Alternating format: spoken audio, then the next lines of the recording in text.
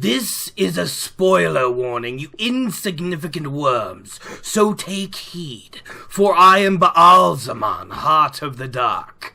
The lowly mortal who creates this content has read the series cover to cover, book to book, many, many times.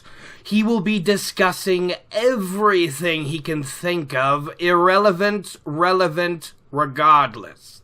So, take heed of my warning. If you have not read the series all the way through and spoil something for yourself, well, who is to blame, listener? Not I. Not I. Hello, everybody, and welcome back to Gleeman Radio, your daily dose for the Wheel of Time, and it's finally come. We're starting our third week. Wow! We're back with Return to the Wheel of Time, Episode 11, as we discuss the Eye of the Worlds, Chapter 10, Leavetaking. I kind of hope you like the new opening song. I figured after 2 weeks it'd be cool to kind of switch it up a little bit and maybe try to slightly match it to like what's going on. I have like a harder tone one for like when things get serious a little later. I don't know, we'll see. But this is a lot of fun. So before we get into the chapter, which I also like to call the origin of the original Fellowship of the Dragon, you know, all they're short of is Nynaeve.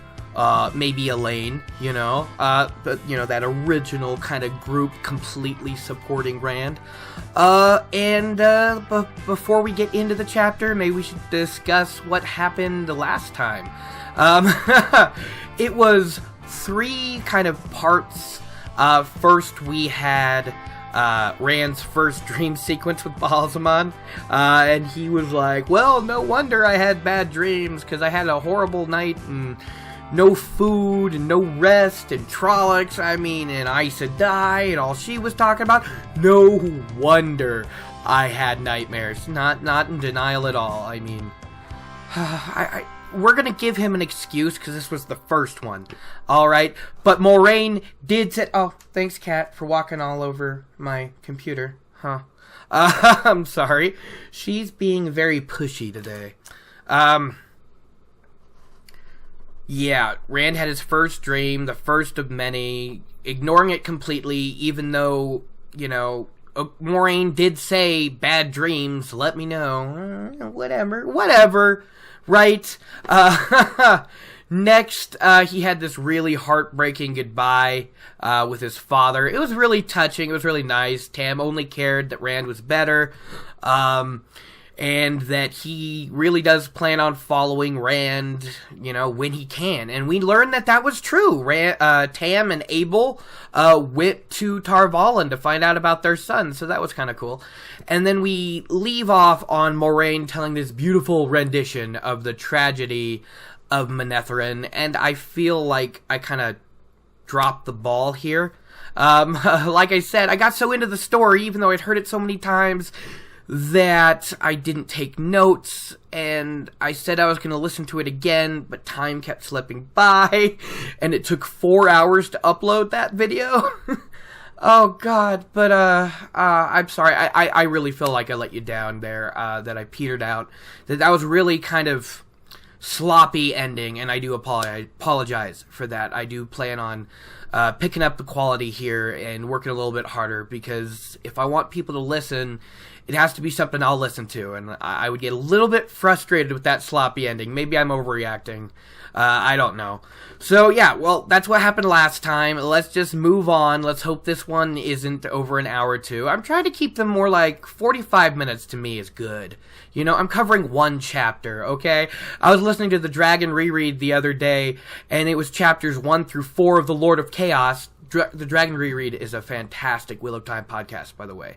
If you haven't checked it out yet, and you're listening to this one, and you're like, this is okay, go over to the Dragon ReRead. They're up to Lord of Chaos right now. It's never-ending interruptions, but it's very, very good. And their chapters 1 through 4 was about 45 minutes, and I'm sitting here covering one chapter in an hour. It's, Whew, okay. So yeah, without further ado, let's just jump right into the chapter breakdown and talk about it, huh? Drogkar. Egwene and the other two rivers folk stared at the sky nervously in all directions, but the Gleeman groaned softly. Yes, Moraine said. It is too much to hope otherwise. And if the Myrddraal has a Drogkar at his command, then he will soon know where we are, if he does not already. We must move more quickly than we can cross-country. We may still reach Tarn Ferry ahead of the Myrddraal, and he and his Trollocs will not cross as easily as we. A Drogkar? Egwene said. What is it? It was Tom Marilyn who answered her hoarsely. In the war that ended the Age of Legends, worse than Trollocs and Halfmen were created. Moraine's head jerked toward him as he spoke. Not even the dark could hide the sharpness of her look. Before anyone could ask the Gleeman for more, Lan began giving directions. We take to the North Road now. For your lives, follow my lead, keep up and keep together. He wheeled his horse about, and the others galloped wordlessly after him. Alrighty then, so that clip itself I really liked, but what's funny is it's like the last solid minute of the chapter. It's almost pushing it for how big I want these clips to be. I don't want to get in any trouble for putting them in here, because I'm hoping to monetize these at some point. I mean, at least audio versions, but, you know, whatever. I'm just enjoying making these, and that clip seemed fun, and I didn't know how to cut it down without, like, taking parts away. I mean, I kind of looked into it, and I was like, well, there's only, like, a few pieces I would cut, and it would take away from the clip as a whole. I don't know. So I left it in. I like it. I hope you did, too. It's the first clip describing Drogkar. So, but without further ado, let's just jump into the chapter, which begins with Rand and Matt following the warder into the stable yard, and that's where we see Perrin. Perrin's back, everybody. That's pretty great. He's sitting down, and he kind of like jumps up at the sight of them, and he's in this super thick, heavy cloak. And you're like, well, why has he got a heavy cloak? Because he's hiding something big and silver at his waist, and he doesn't want Matt to tease him. Like, we know he will. So Lan comes in and he's like, did you look the way I told you, blacksmith? And Perrin's just like, yeah, I looked around. I don't know what you were trying to get me to look for. Perrin felt like there was no real need to be super cautious. This is Mr. Alvir's barn, you know what I mean? Like, stable yard. There's nothing to worry about with Mr. Alvir, Master Alvir, whatever. So he doesn't look the way he said he was going to, and he's like, yeah, I looked, nothing here, no problems at all. There's definitely not going to be two people hopping out of nowhere and getting me in trouble. You know, he's like, why? I mean, we're in Master Alvir's stable. We're good, right? Like, what was I supposed to be worrying about? And this is where we get the first of, like, 3 really badass landlines in this chapter. And he's like, care and a long life go together, blacksmith. It's just good. Tell me you guys won't be quoting that later. Care and a good life go together, blacksmith. I don't know. I actually did quote that the other day. It's fun. So yeah, Rand's looking around, and he notices there's more horses than before. There's Lan's, big black stallion Mandarb. He doesn't know the name yet. We got Moraine's swift-legged. I don't know. Moraine's beautiful mare, Aldib. And then there's a couple new horses that seem kind of be like really good horses for the 2 rivers.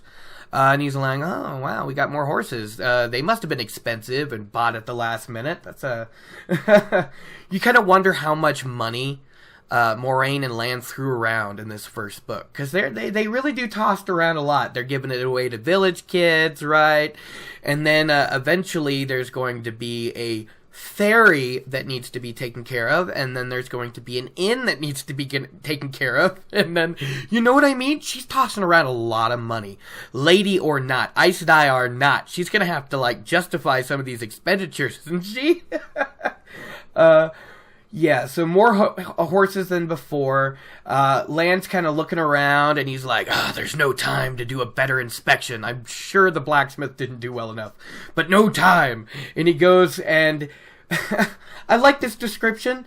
He starts saddling and maintaining all the horses hastily but with care. How do you hastily do something but with care? I mean, that's a little bit contradictory, doesn't it? Doesn't hasty mean you're rushing?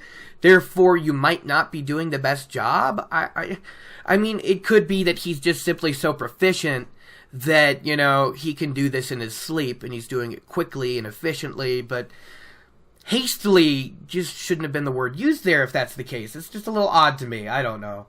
Yeah, I've only gone horseback riding once in Montana. It was a family thing, I think, during a reunion. And it was fine, but, like, you know, there was a lot of straps. Me, personally, I would be like, oh, what? How do I do this? I'd be that guy that saddled the horse myself. I could do it! And then I get on, and we start riding, and maybe we have to ride a little quicker, and then the saddle slides sideways, and it's kind of like Men in Tights, and I'm bouncing underneath the horse with my head on the ground. I don't know, like, I don't have a high opinion of myself in those situations.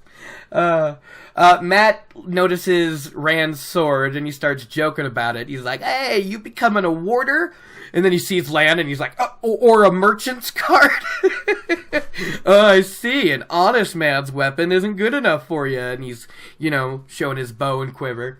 And this kind of shows the boy's age, because after hearing this, Rand thinks about pulling the sword out with a flourish to Matt. You know, like kind of all of us would, just shing. Oh yeah, I got a sword. Isn't it awesome? Don't you wish you had a sword, Matt? Yeah, but again, he sees Lan and he's like, oh, I'm not going to screw around. Lan is the MVP for, like, the rest of this whole book. Not the whole book. Up until a certain decision has to be made while being faced by evil men not seen in this world for 3,000 years. But up until that point, Lan is MVP of this book.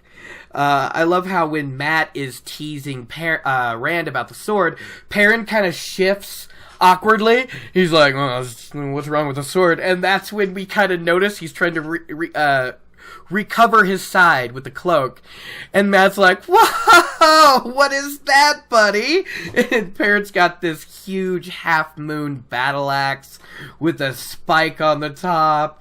And Matt's just like, oh, yeah, look at that. Wow. And, you know, how did you get that, by the way? And, you know, Perrin goes into this little story of a merchant's guard wanted to buy it, but he wouldn't pay what he promised. And Luhan doesn't take no shit. So Luhan's like, I'm not giving it to you. You're not going to give me half of what I asked for. Screw you. I'm a proud Two Rivers man. Go on about your business. And, you know, even a kind of typically scary merchant's guard would be a little bit wary around Master Luhan, right? So he's like, there's nothing to do with it. I can't reforge it into anything. So he kind of puts it aside. And Perrin's like, he gave it to me when he found out I was practicing with it. And Matt's like, practicing for reals? And Perrin gives him a warning look, and he's like, whoa, buddy. Look, yeah, get it. Practicing. Cool. I mean, at least one of us knows how to use a real weapon. Oh, man. Now, here I think I should cover something for a second. We're not going to really get to know Matt in the greatest way until book 3. He has his ups and downs here in the first 2 books. I mean, like, this is the closest we get to knowing who Matt was before. And a lot of people think he's become a completely different person later, and I don't really think that's quite true. We see in these boys and in their parents or mentors, we see in Master Luhan and the way he solves problems being a hell of a lot how Perrin solves problems. We see how Tam solves things. It's kind of like how Rand does, or at least how he does until he has to go full-on tyrant as the Dragon Reborn, right? And Matt, you know, we don't really see him in Abel much because we don't see Abel until book 4. But tell me you don't see Bashir and go, oh, maybe that was what Matt would look like when he's in his 40s and 50s. You know, very eccentric, but at the same time brilliant. Playful, but can be serious at times. I think Matt here, where he's teasing his friends. He's like, well, this isn't much like the stories, right? Where he's nervous and he's cracking jokes. This is because, well, Matt is a trickster out of boredom. There's not really anything else for him to do. His responsibilities are his chores, not really anything beyond that. And we've also learned he does those too. You know, he's like, oh, it's like milking my dad's every day. Well, I do milk my dad's cows, guys. Come on, why don't you believe me? He does do work. It's just, he's had no reason to kind of become more. So you see this guy and you're like, okay, add a bit of confidence, but not too much cockiness, just a little bit. All right, add a bit of serious when needed, and give him some battle tactics, and yeah, that's Matt. I don't think he really does become a totally different person. I just think that, well, he's unpolished at this point. You know, he's going to leave the Two Rivers, and he's going to discover who he really is, and he's going to go through certain things that kind of do change him a bit.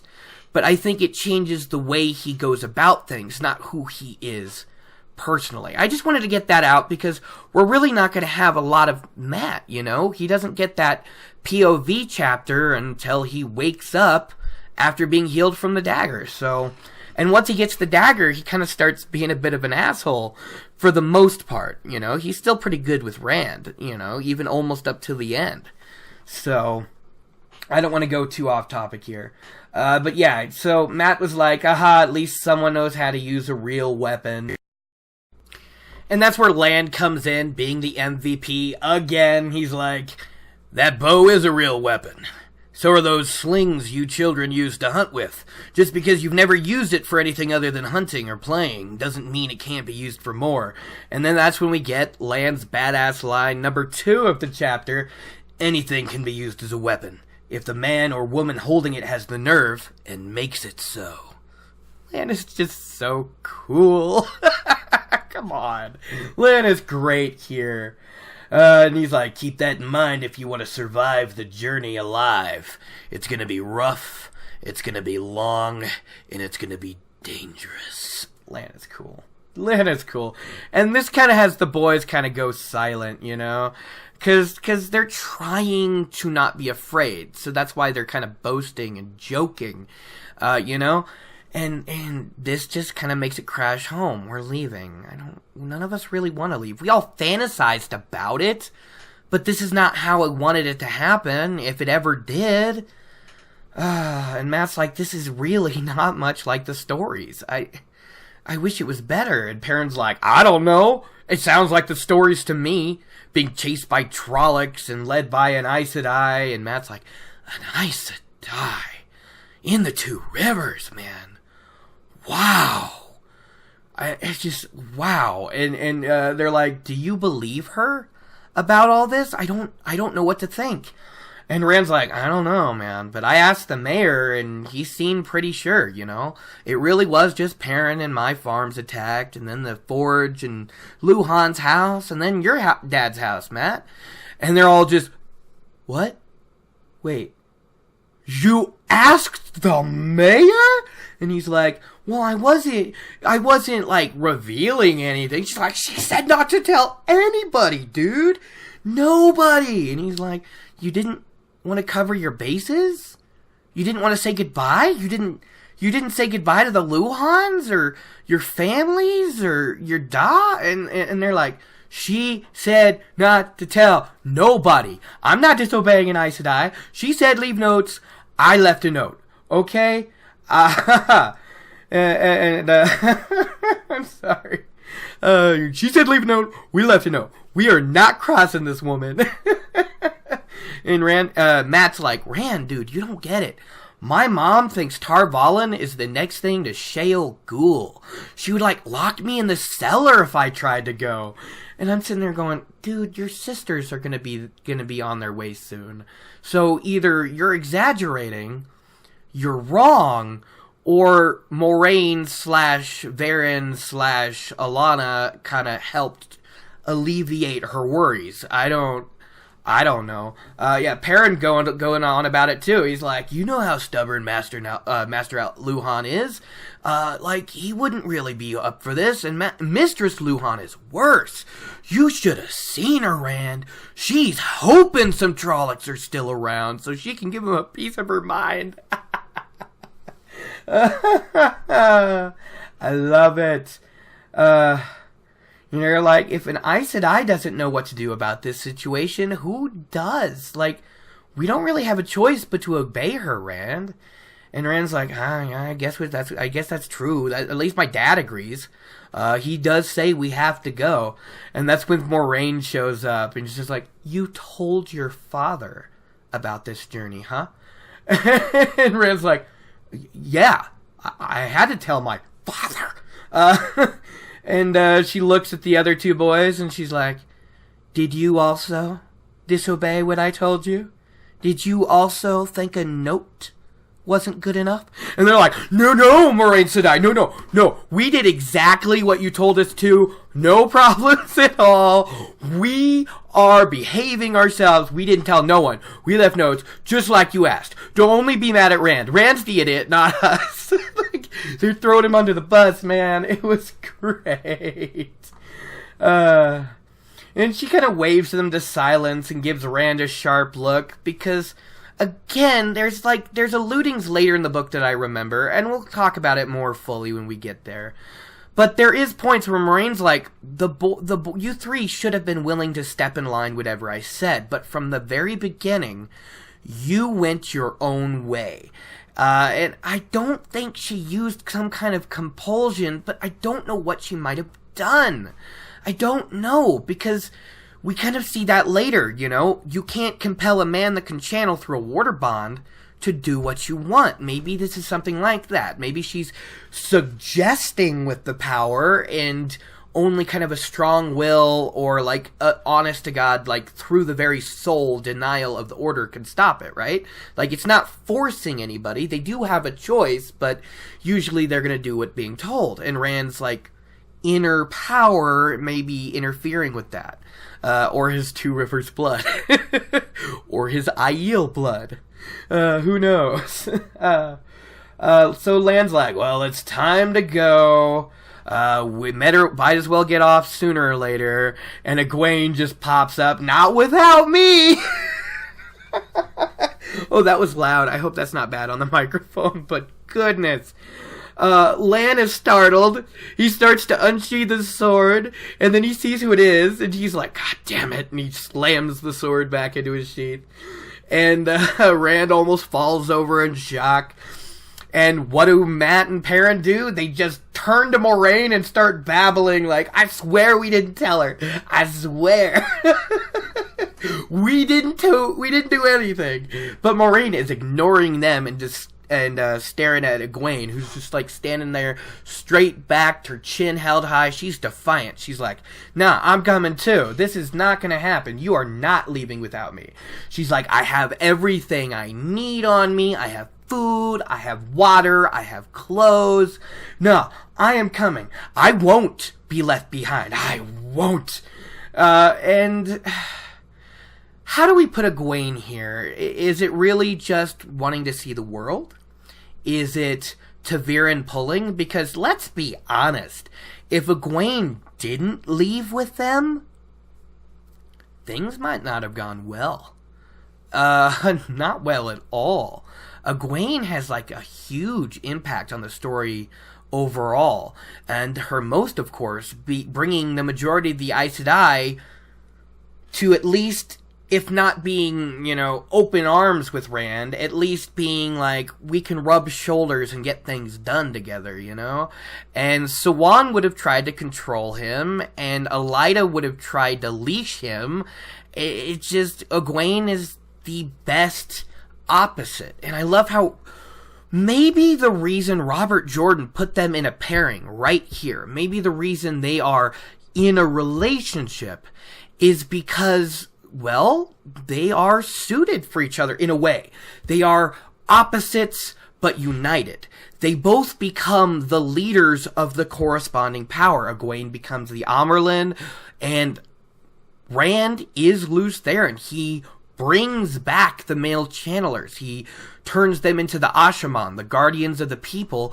And while Mazeram Tain may have been in charge, and later, obviously, and hopefully Logain, he is technically, the leader, if not the one giving every order. You know what I mean? He created them. They're opposites. It's the flame of Tarvalin and the dragon's fang back to its pure form. Not evil, not bad luck, not anything like that, but the two sides of the one power finally becoming balanced. They're both leaders. I don't know. I'm babbling now, but I've never thought about it until this reread, that maybe that's why they were paired off, even though they obviously weren't great for each other. Maybe it was because, well, they're two sides of the same coin. Saidin and Sidar. I've never thought about it before, and I like it. So, I babbled. I need to find where I was. Yeah. So the boys try convincing her that this is really dangerous. The Trollocs are after us, Egwene. This is not no trip for fun. We aren't sightseeing. This isn't going to be a picnic in the woods. We're running for our lives and going somewhere to be safe. If we had our own options, we wouldn't really be leaving. And just Egwene's like, yeah, okay, buddies. I've seen you looking over my father's map just as much as me. I've seen you all dream. I shouldn't be surprised to see you, Rand, after all your talks about dreams just being dreams. But since Matt and Perrin are here, of course you are. And Rand's just like, dude, I mean, I swear, like, we don't want to go. This is not a game. She's like, I'm going. Like, deal with it. And Moraine's just like, wait a second. How did you know? Does anyone else know? Is this going to be a problem? And she kind of loses her obstinance towards a Moraine. You know what I mean? She's like, no, I was just paying attention. I saw Matt scurrying around trying not to be noticed. He's really not that great at it. Yet. Okay. He's not great at it yet, and we also know that Egwene is actually really observant, so he might be better at it than we think, and just she notices. Perrin was trying to hide this huge axe under his belt while trying to sneak off too. It was ridiculous. I noticed Lan buying a horse, and if he bought one horse, he kind of bought other horses, and I'm sitting here going, clever girl. Very clever. I mean, at least you spotted things at the right time for your own convenience. Ha! You noticed two Taviran, when no one else did. It's either down to her observation or that she was meant to be drawn attention, Maybe she walked away trying to hide from Matt or Perrin and almost bumped into Lan, because Lan didn't notice her either, which is impressive. I think Lan would have noted if someone watched him buying the horses, don't you think? Yeah, so Moraine's like, enough. Silence. Anybody else notice this? And she's like, no. Everybody else is focused on the attack. On focusing, make sure it doesn't happen again. On focusing that everyone's okay. Like, unless it's shoved right under their nose, no one else is going to notice. Okay, never mind. Maybe this isn't her being clever. Maybe it's being shoved under her nose. I don't know. Yeah. So she's like, I told no one. No one. And Moraine's like, sweet. You can come if you want. Because, Moraine kind of wanted to take her. But, it would have been risky. I mean, I never really thought about it before, but I'm starting to think she really is abducting these kids. They may all be 19, but, Egwene is, 17. And in the Two Rivers, 19 really doesn't mean, they're considered grown men yet. You learn later when Perrin comes back and receives a thimble of brandy that last time he would have been given well-watered wine. So, the age ranges are a little bit different here. Just because you're 19 doesn't mean you're out on your own, doing your own thing like in our culture. They're more like maybe, upper teenagers, mentally wise, just from what they had to deal with. But yeah, she's like, you can come. Moraine's got a prize for the tower, you know what I mean? Egwene is the most powerful potential channeler, since Cadsuane.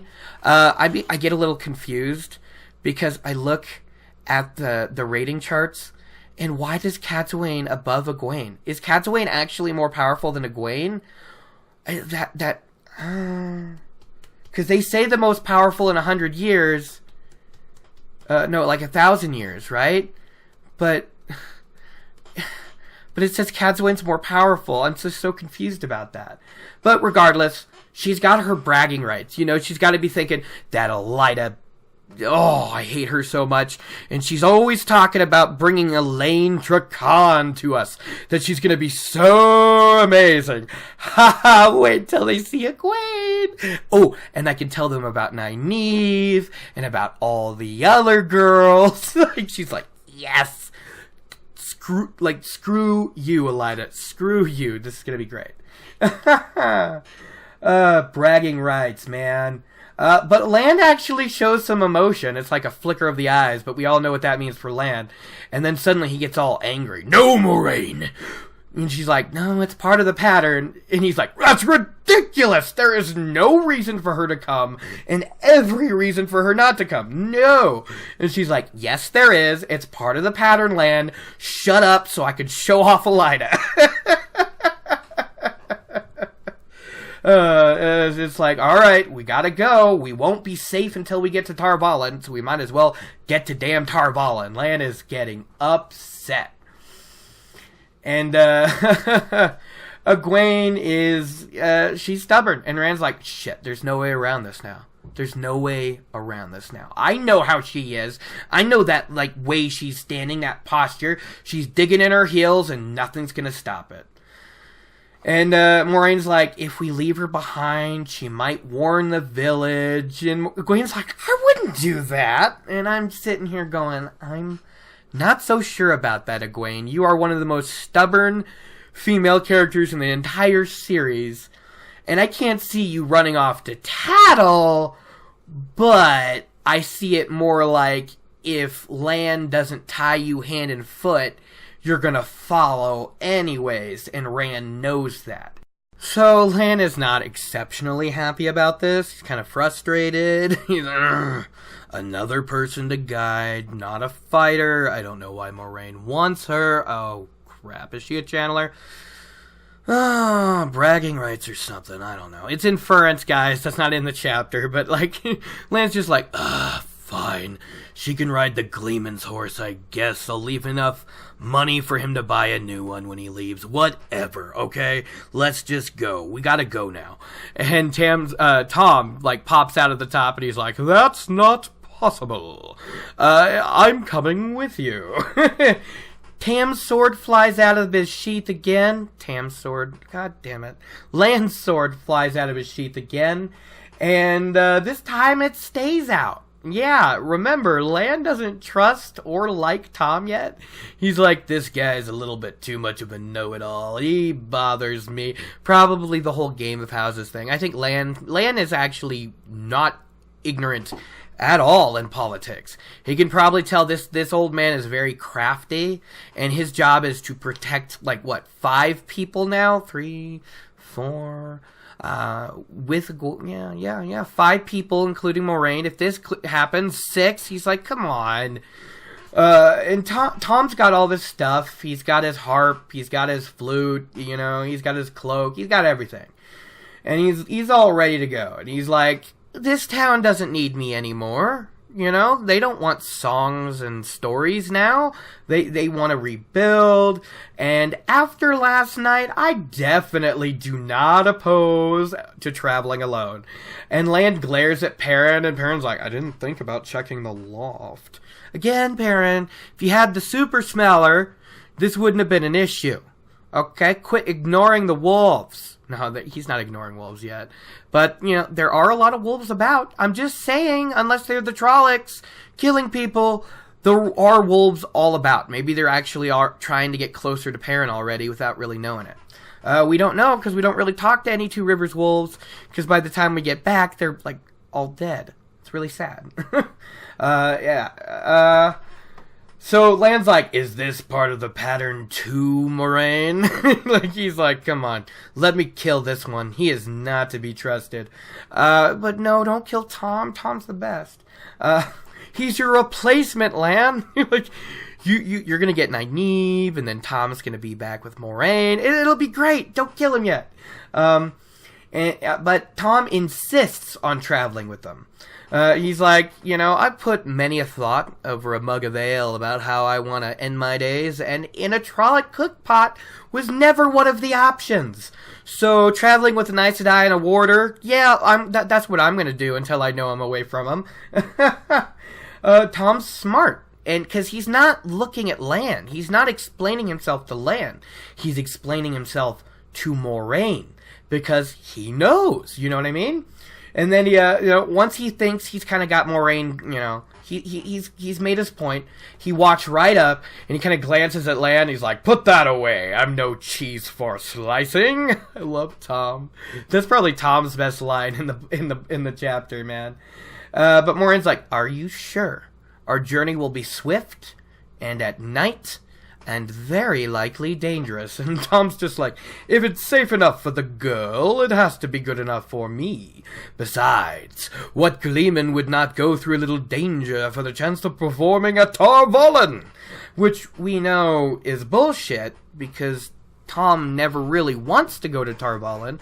But at this point, he's already declaring, "I'll travel with you all the way to Tar Valon," because he's trying to give himself enough time to hang out with the boys, see if they need his help, all this stuff.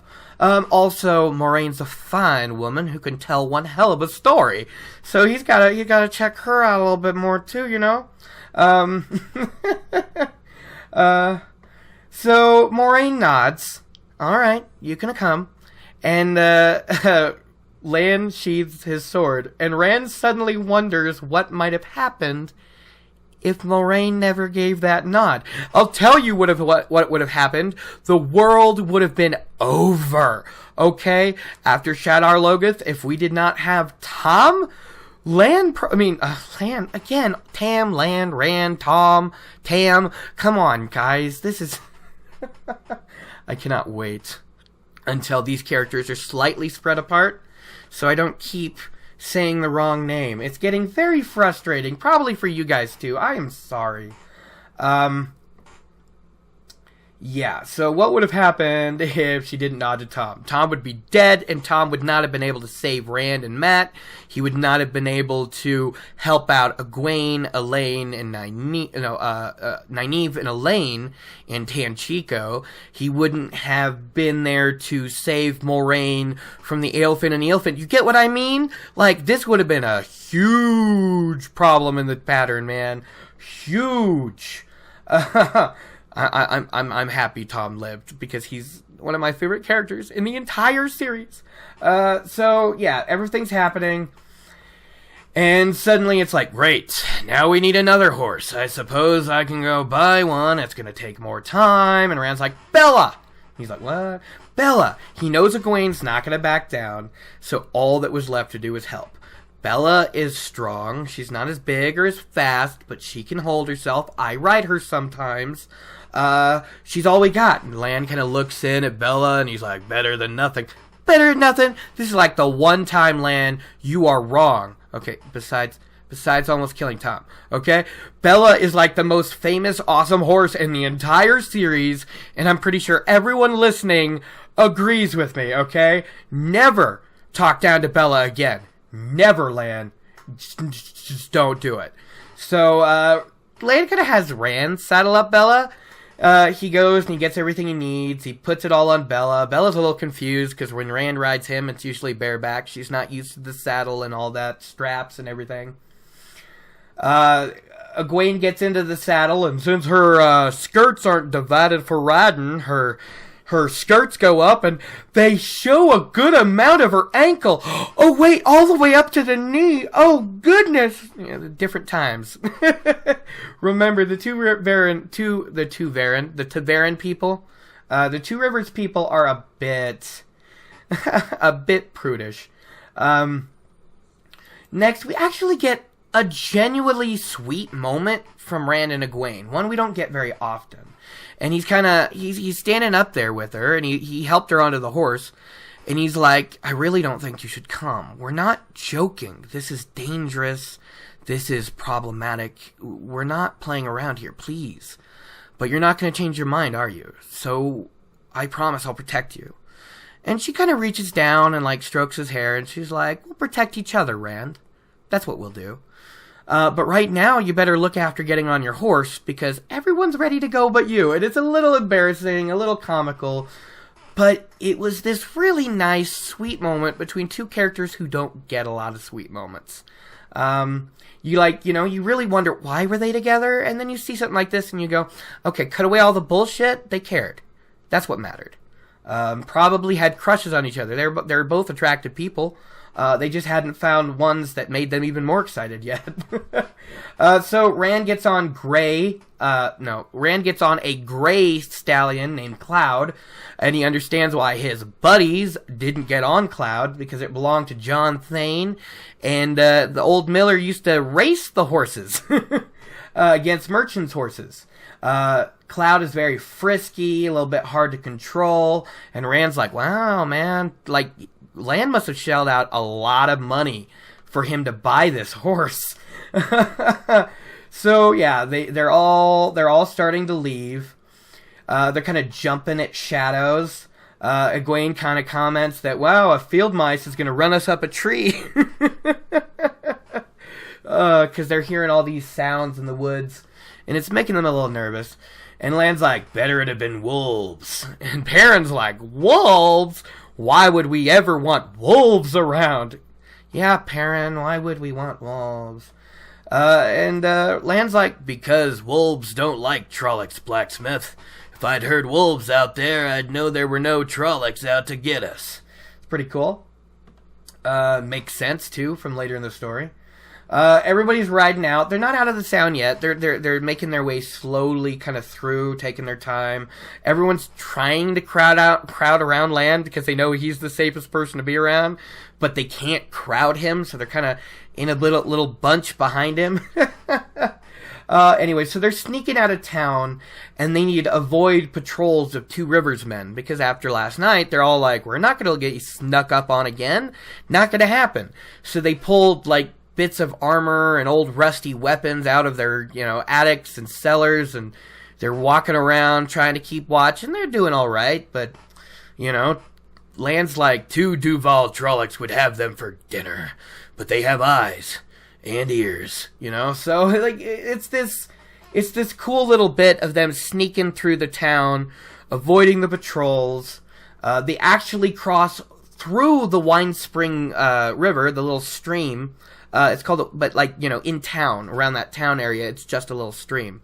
And it's deep enough that, their soles of their boots are getting wet as they're traveling through on horseback. It's kind of crazy. They really need to kind of take this, abstract route around and through town and a little bit into the woods just to avoid all the patrols and get out. But they're finally getting there, and Rand's already homesick. He's looking at the houses and the countryside, and then the sky. Is there any sky more beautiful in the world than the Two Rivers sky? And they have the stars are brilliant, and the moon is full and gorgeous, and wait, what's that in the sky? Is that a bat? Oh, that's a big bat. Oh, that's a really big bat. That's kind of scary. And, Rand notices he stopped moving because he's staring up at this thing, and he's like, oh, is that as big as a person? Like, oh, wait a second. That is, Land comes back. He's like, why are you just standing here looking at the sky, sheepherder? Are you stupid? And he's like, well, I just saw this, man-sized bat.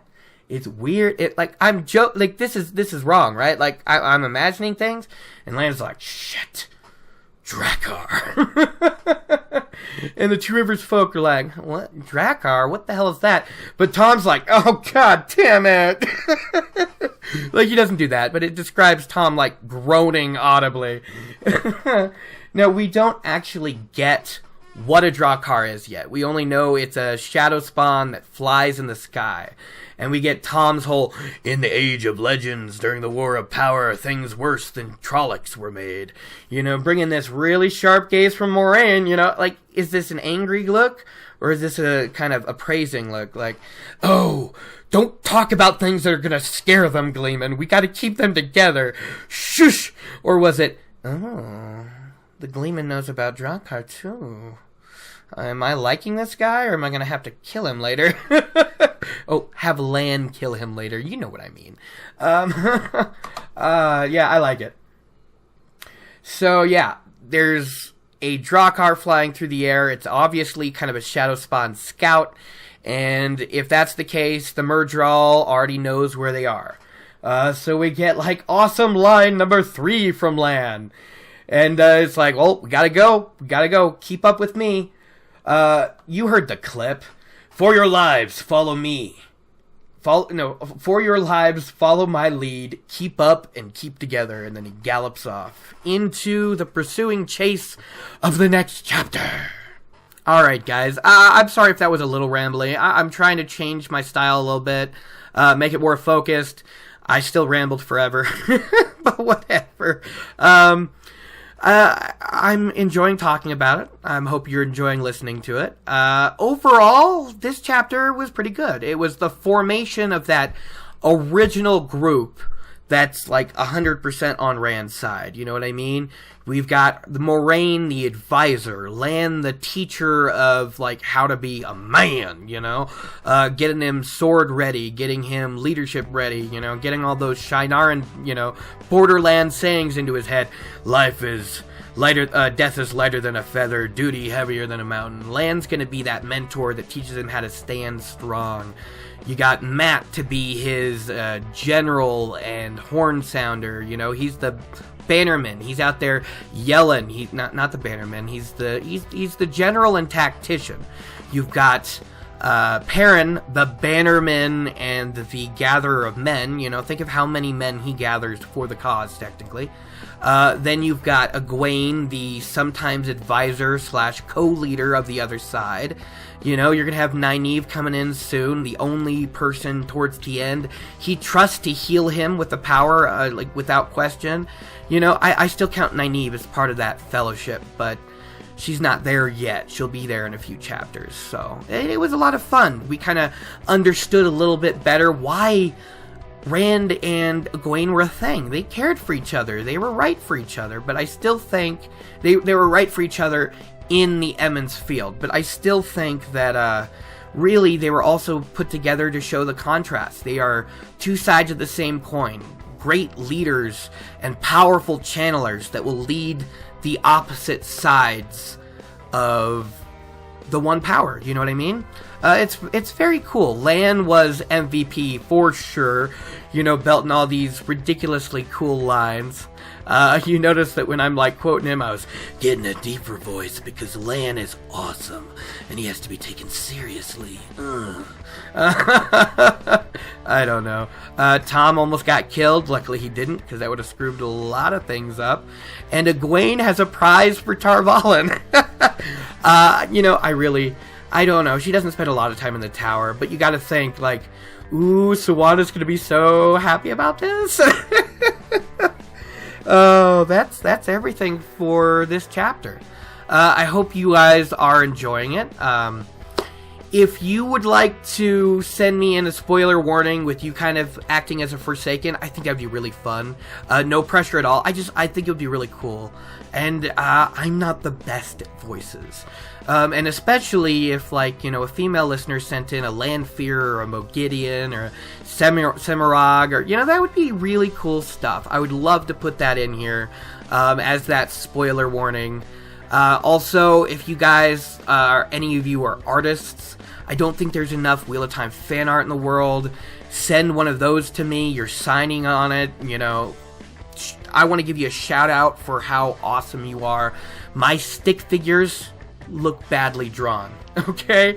I would just love to see more Wheel of Time fan art. So yeah, that's it. Anything else you have to say to me, put it in either the comments below, if you're on YouTube, or email me at gleemanradio@gmail.com. I hope you have a wonderful rest of your day, wherever you are, morning, afternoon, or evening. Peace out. Take care. Bye.